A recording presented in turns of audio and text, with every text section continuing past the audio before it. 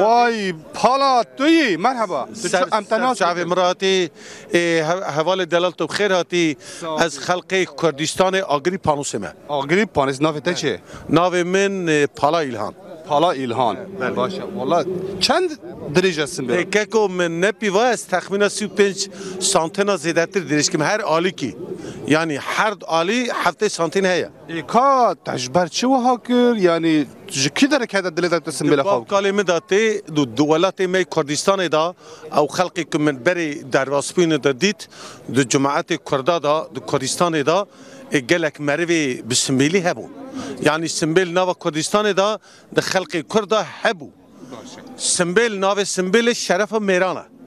جا اواز سنبیل اکم بردایه مجبونا خلق من در واسبوی از پری مرقدار بوم مرق وان شرف وان بون از سنبیل مد دوز آوان دا بردایه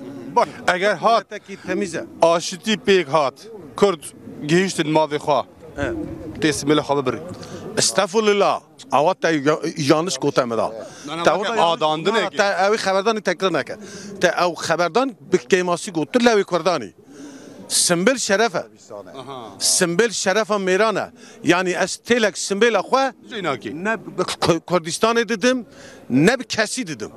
چونکی که از بدم که از تلک سنبل اخوه در ریا پرادا در ریا منفعت دا بدم مثلا که از در ریا پرا منفعت تشتکی دا بدم از نه جامعرم از وان جامعه نینم از وان جامعه که کرد بون لو کردا بون شرف وانا مزم بون لدوزا شرفی بو از وان کردا یکم